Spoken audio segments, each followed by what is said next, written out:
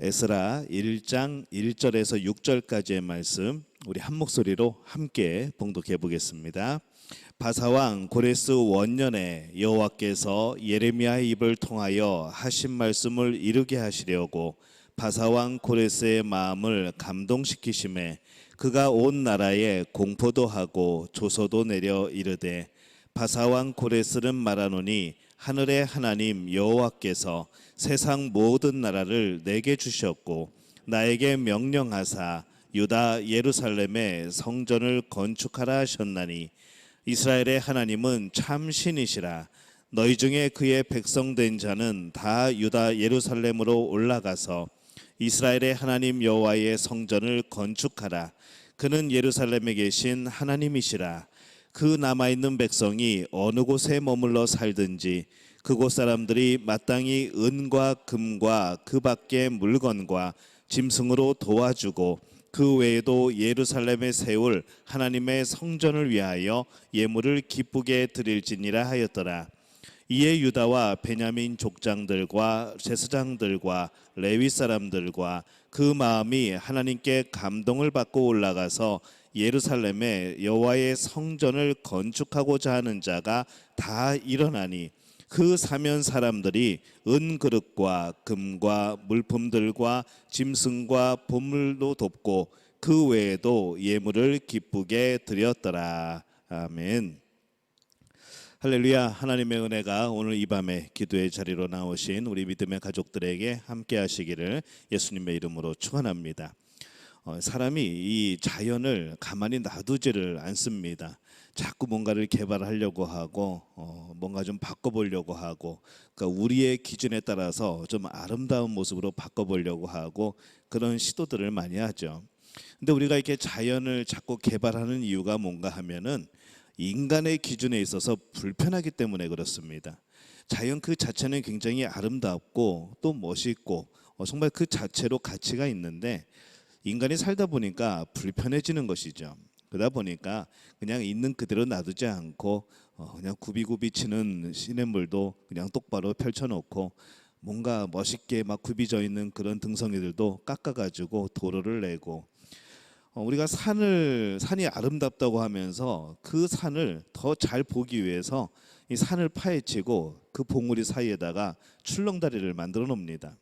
또 그 산을 더 잘 보겠다고 산 등성이에다가 없는 도로를 만들어 가지고 유리를 깔죠. 그러면서 이 자연이 얼마나 멋있냐고, 이 산이 얼마나 멋있냐고 그렇게 광고를 하고 관광객을 유치를 합니다.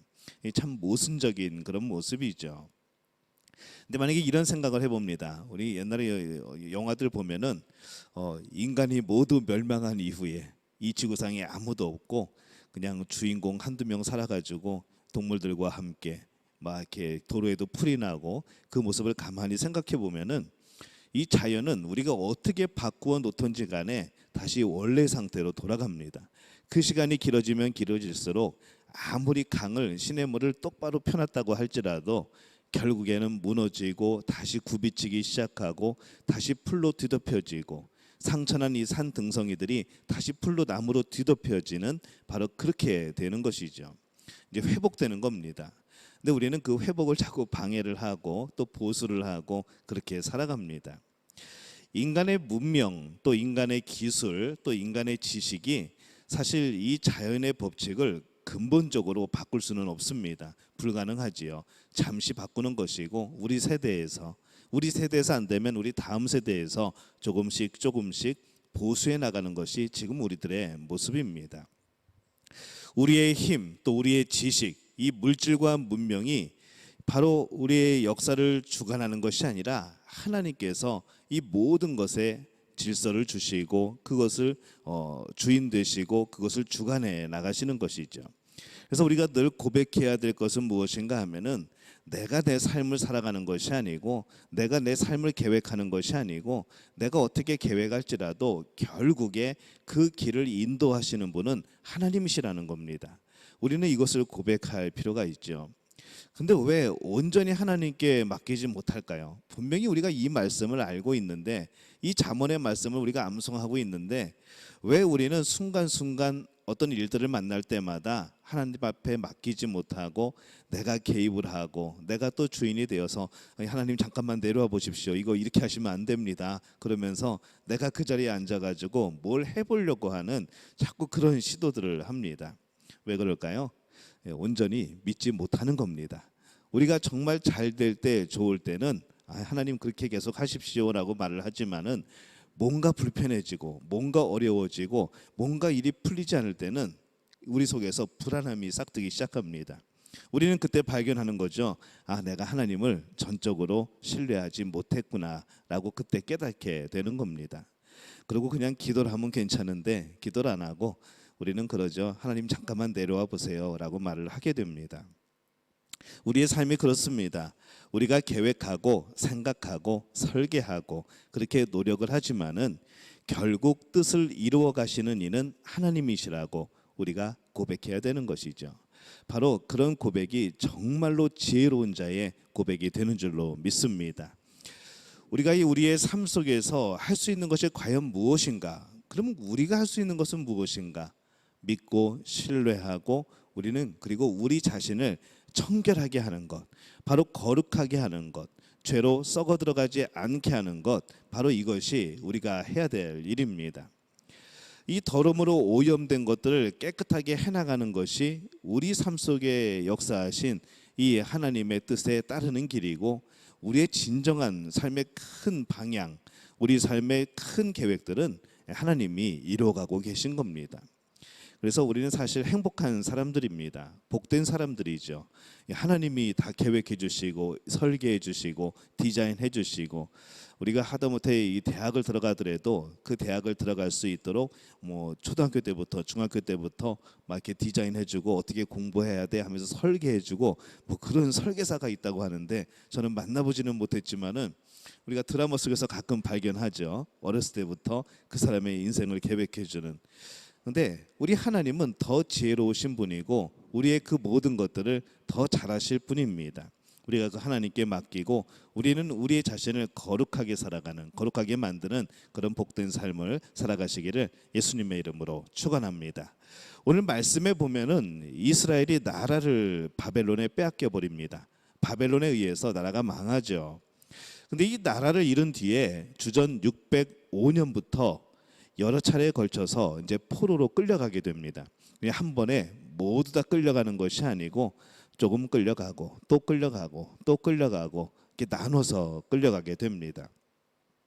그 당시에 강대국들은 이 약소국들을 침략하면은 어떻게 하는가 하면은 저들을 철저하게 탄압을 합니다. 그리고 백성들을 흩어버립니다. 그 땅에 살지 못하게 하죠.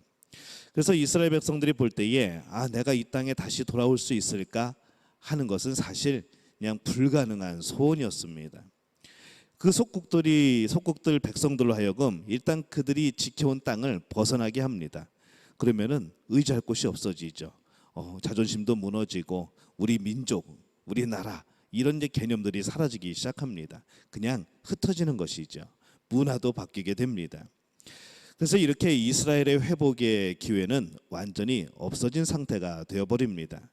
그들의 모든 소망, 희망은 다 깨져버렸죠. 근데 그들에게 남겨진 것이 하나가 있었습니다.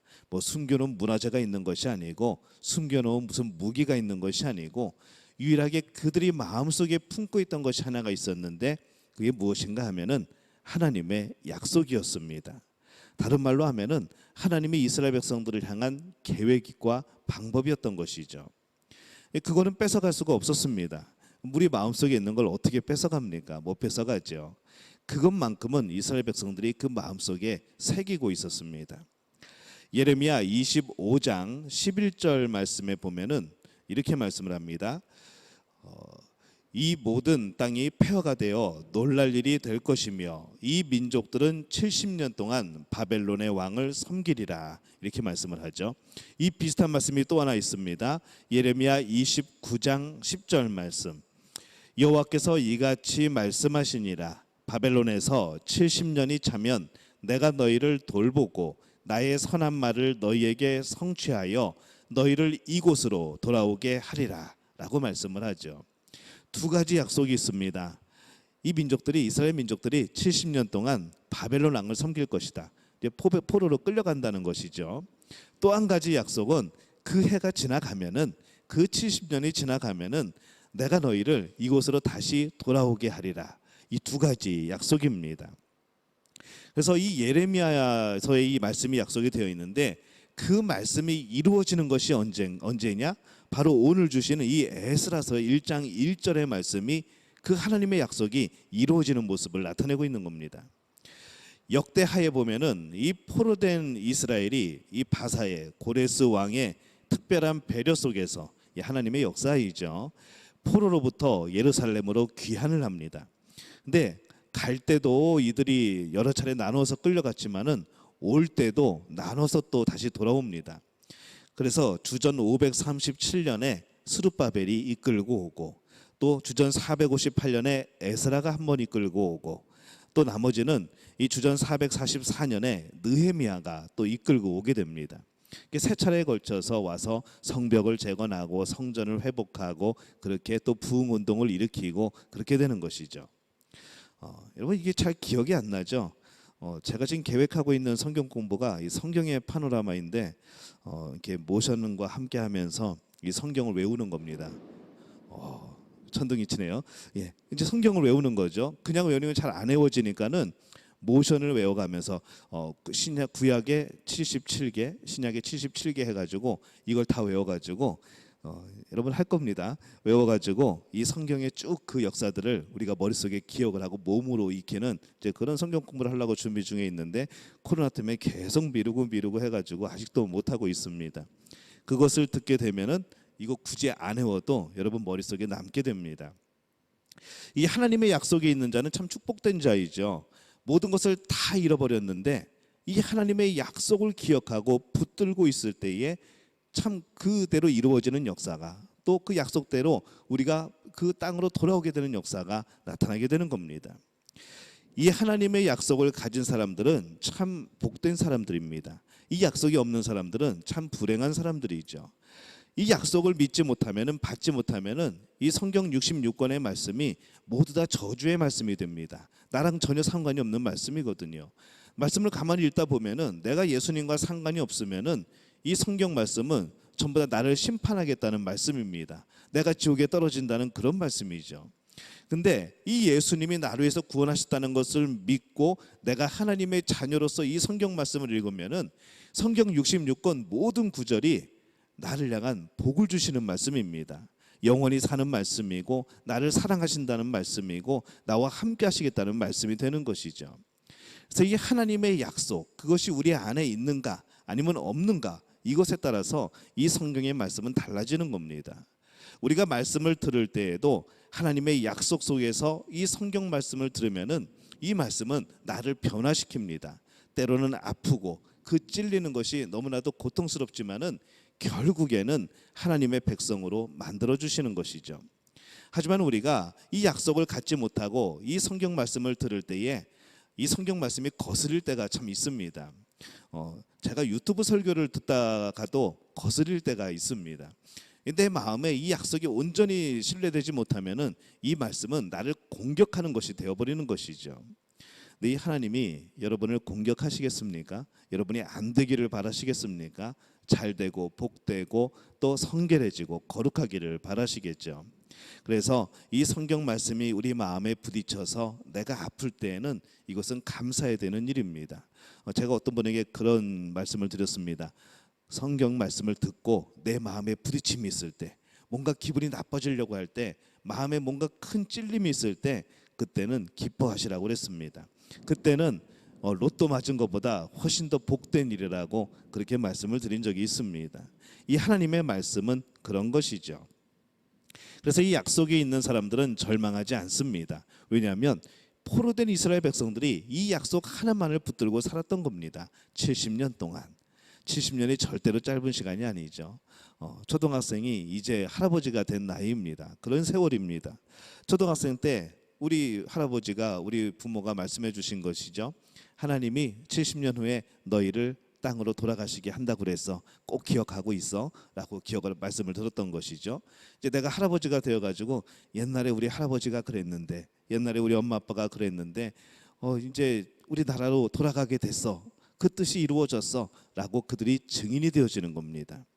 그래서 이 약속을 믿고 있으면은 힘들고 어려울 때에도 그 약속을 떠올리면서 위로를 받고 힘을 얻게 되는 겁니다. 근데 우리 주님의 약속은 더욱더 그렇죠. 철저하고 빈틈이 없는 그런 약속입니다.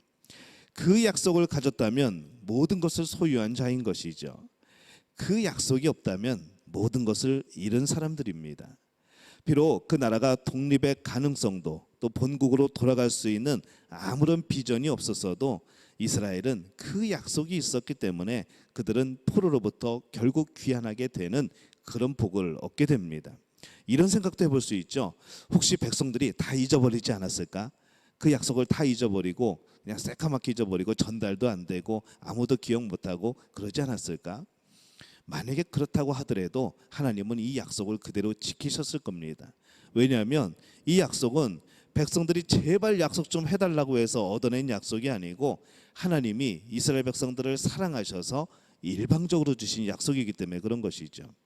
백성이 아무도 기억을 못해도 이 약속은 이루어지는 겁니다. 우리가 이 성경 말씀 하나도 기억 못해도 이 말씀은 이루어지는 겁니다. 그래서 이 성경의 말씀이 복된 것이고 우리에게는 능력이 되는 것이죠. 우리 하나님의 역사를 보면서 우리가 이 하나님이 어떻게 일하시는가 오늘 한번 살펴보려고 합니다. 에스라 1장 1절과 5절을 보면은 이 공통된 단어가 하나 나옵니다. 어떤 단어인가 하면은 감동이라는 단어이죠. 1절에서는 하나님의 감동케 하심이라고 되어 있고 5절에는 감동함을 받은 자라고 되어 있습니다. 다른 점이 있다고 하면은 1절에서는 이 고레스 왕을 하나님이 감동시키신 것이고 5절에서는 예루살렘에 올라가서 여호와의 전을 건축하고자 일어난 사람들은 다 하나님의 감동을 받고 일어나서 가서 일한 사람들이라는 것이죠. 이 하나님의 감동이라는 것이 공통된 바로 그런 단어입니다.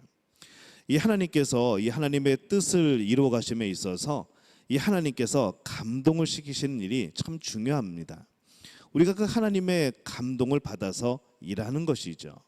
그리고 하나님의 자녀들은 그 하나님의 감동을 받아들여야 합니다. 우리가 너무나도 잘하는 것이 어떤 생각을 하다가 내가 좀 손해보는 생각이 되면은 금방 떨쳐버리려고 합니다. 내가 좀 들어서 내 마음에 드는 감동 중에서 이거는 좀 나랑 뜻이 안 맞는 것 같아 그러면은 아무리 성경 말씀이라도 우리는 그것을 바로 이렇게 튕겨내 버리죠. 이 하나님은 계속 감동케 하시는 역사를 주십니다. 누가 그렇게 하시냐면 성령님께서 그렇게 하시죠. 우리 마음을 움직이시고 지금은 기도해야 되겠다, 지금은 섬겨야 되겠다, 지금은 뭘 해야 되겠다, 뭘 해야 되겠다, 우리에게 공통적으로 주시는 이 하나님의 음성이 있습니다. 그러면 우리는 그 음성에 순종을 해야 되는데 우리는 그렇지 못하죠. 그냥 뭐 그런 거죠, 뭐 그러면서 넘어가는 겁니다. 왜냐하면 내가 불편해지기 때문에 그런 것이죠. 내가 복잡해지기 때문에 그런 겁니다. 그래서 이 하나님의 감동을 주실 때에 그 감동함을 받고 주의 뜻을 따라서 감당해 나가는 사람이 바로 진정한 하나님의 자녀가 되는 겁니다. 이 감동이라는 말은 히브리어로 헤이르라는 단어를 씁니다. 근데 이 단어 자체 안에 뭐가 있는가 하면은 일어나다라는 단어가 뜻이 포함되어 있습니다. 그래서 이 감동을 시키다라는 말은 일으켜 세우다라는 뜻이 있는 것이죠. 그래서 이 하나님께 감동함을 받는다라는 단어는 하나님이 나를 일으켜 세우실 때에 내가 순종하고 일어나는 겁니다. 그게 일으켜 세우심을 받은 것, 하나님의 감동을 받은 자, 그런 뜻인 거죠. 그래서 이 두 가지 단어는 주님의 뜻을 성취할 때에 동시에 일어나게 되는 바로 그러한 단어입니다. 하나님께서 감동을 주시고 나는 그 감동에 대해서 내 자발적으로 하나님이 주신 그 감동으로 일어나게 되는 겁니다. 그래서 하나님께서는 우리에게 늘 말씀하시지만 내가 순종하지 않으면은 그 역사와 그 뜻은 이루어질 수가 없는 것이죠. 그 감동으로 하나님의 일을 감당해야 됩니다. 그냥 아무 생각 없이 그냥 하라고 했으니까 그냥 하는 것이 아니라 이 성령님께서 주시는 마음을 듣고 그 음성을 듣고 그 길을 따라가는 것이죠. 하나님께서 이렇게 세우실 때에 선한 양심으로 일어섬으로써 이 주의 역사를 감당하는 우리 믿음의 가족들이 되어지시기를 예수님의 이름으로 축원합니다. 근데 이 하나님께서 우리에게 이 감동을 주셔서 하나님의 뜻을 이루실 때에는 우리에게 한 가지 선물을 주십니다. 어떤 선물인가 하면은 기쁨이 있는 것이죠. 즐거움으로 그 일을 감당하게 됩니다. 에스라서 1장 4절에 보면은 이렇게 기록을 합니다.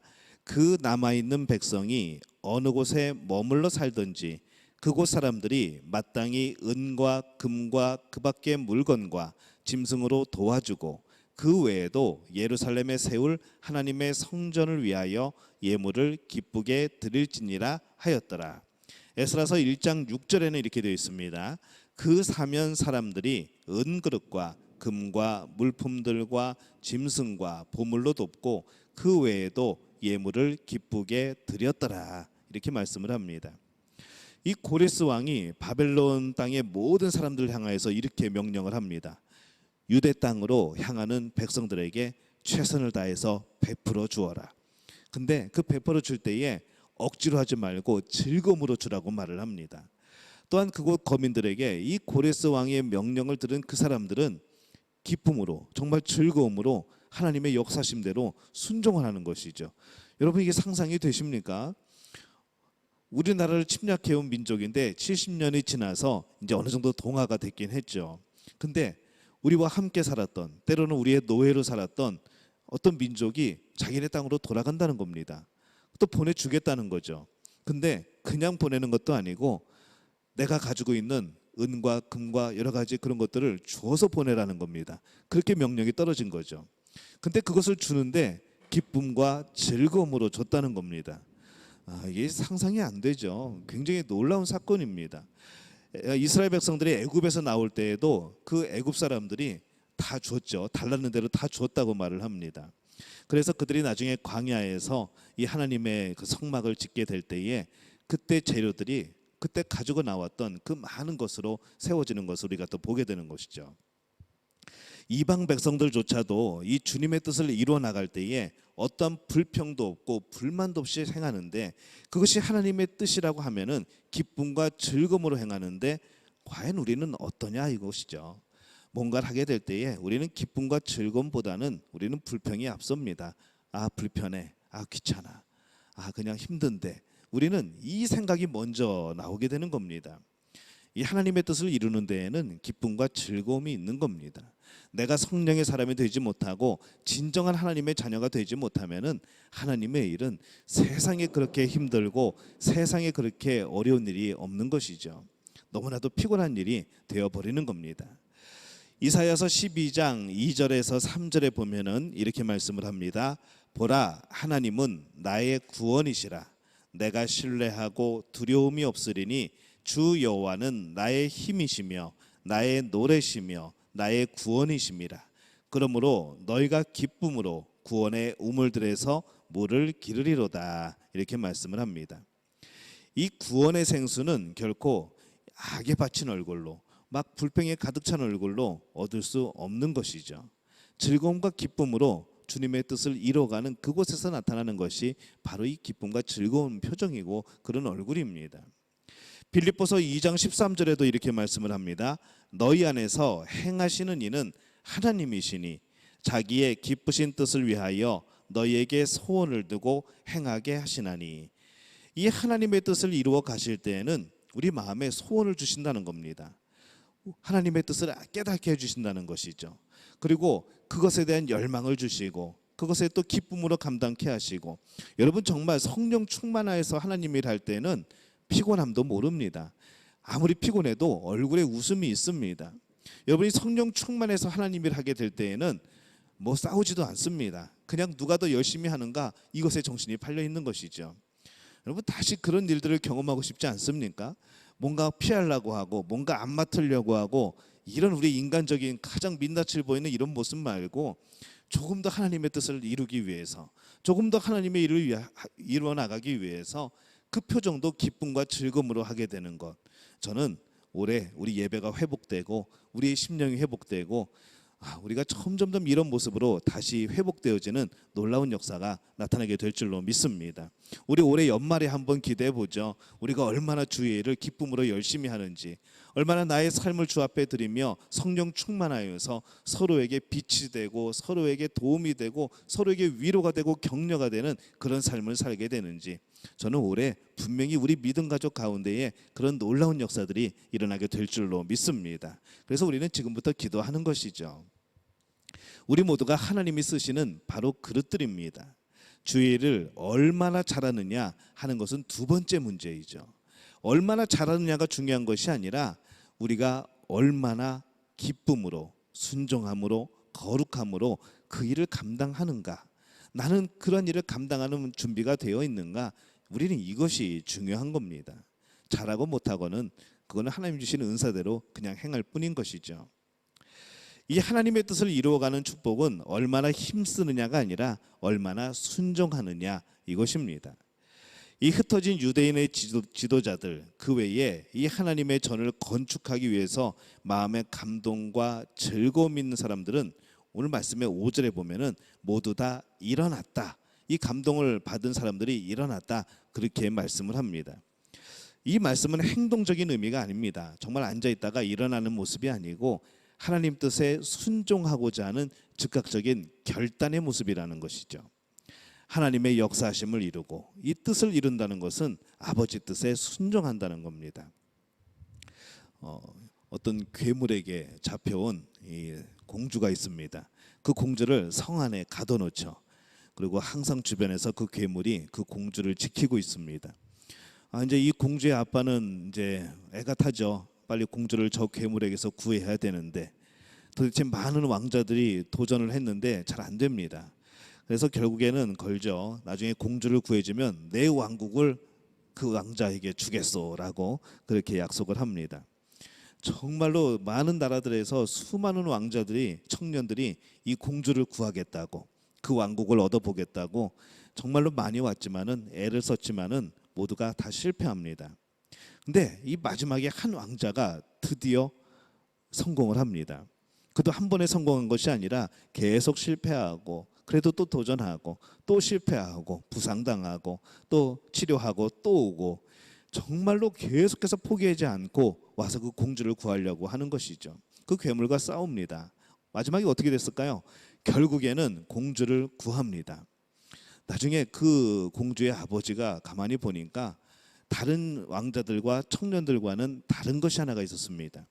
이 다른 왕자들은, 다른 청년들은 이 왕국을 얻으려고 했는데 이 공주를 구해낸 이 왕자는 옛날부터 이 공주를 사랑했던 사람이었던 것이죠.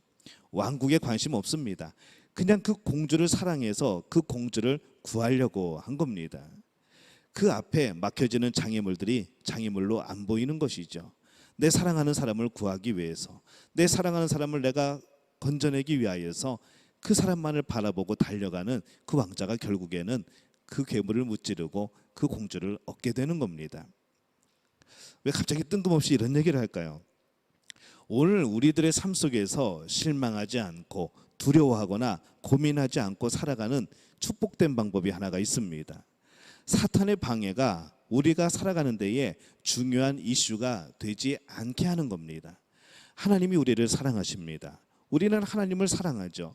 그것만 보고 달려가는 겁니다. 우리를 사랑하시는 하나님께서 우리에게 해된 것을 주시겠습니까? 아니죠. 하나님은 우리의 주변의 상황들, 나의 환경, 나의 배경 아무것도 관심 없습니다. 오로지 내 자신, 나라는 존재 하나에 관심을 가지고 오늘 우리를 향해서 다가오시는 겁니다. 우리 또한 그 모습이 되어야 된다는 것이죠. 우리가 교회 다녀서 예수님 믿어서 뭔가 채워지고 뭔가 부요해지고, 이것은 부수적인 문제라는 겁니다. 이것이 목적이 되어버리면 실패할 수밖에 없다는 것이죠. 하지만 하나님을 향한 사랑, 하나님이 주신 그 사랑에 대한 감사함, 이것이 있다고 한다면 이 장애물들은 보이지 않는 겁니다. 또 도전하는 것이죠. 또 달려가는 겁니다. 또 그 사랑의 품으로 뛰어가는 겁니다. 우리는 그런 삶을 살아야 되는 겁니다. 우리의 삶의 목적, 그 방향을 예수님의 사랑에 맞추는 겁니다. 날 위해 죽기까지 사랑하신 주님의 그 사랑에 초점을 맞춘다면 어떤 장애물도 우리는 보이지 않게 되는 것이죠. 주 예수 그리스도의 이름으로 명하노니 물러가라 라고 외칠 수 있는 그 믿음과 담대함이 그때서야 나오게 되는 겁니다. 한번 따라해 볼까요? 우리 속에 감동하심을 주실 때에 순종합시다. 일으켜 세우실 때에 일어납시다. 하나님의 역사하심은 결코 억지로 감당하게 하지 않으십니다.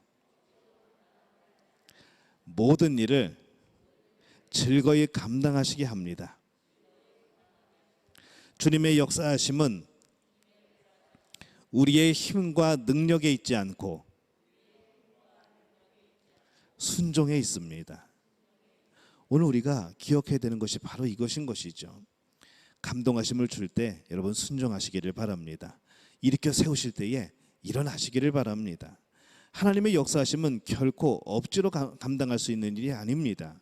즐거이 감당하시게 하시고 또 하나님의 신뢰하는 마음으로 그렇게 나가는 겁니다. 주님의 역사하심은 우리의 힘과 능력에 달려있지 않습니다. 주님의 역사하심은 하나님의 능력으로 행하시는 것이죠. 우리는 순종하는 것에 있는 겁니다. 오늘도 내가 하나님께 뭘 드려보겠다고, 내가 하나님께 하나님을 어떻게 좀 기쁘게 해보겠다고 내 노력과 내 지혜로 뭔가 하나님을 내가 영화롭게 떠받들어 드리고 싶다는 그런 열정들, 내가 이렇게 하면은 이렇게 할 수 있지 않을까, 영광 돌릴 수 있지 않을까 하는 그런 허망한 우리의 노력들, 오늘 우리는 그것이 아니라 하나님 뜻에 순종하는 것이 우리의 진정한 모습입니다.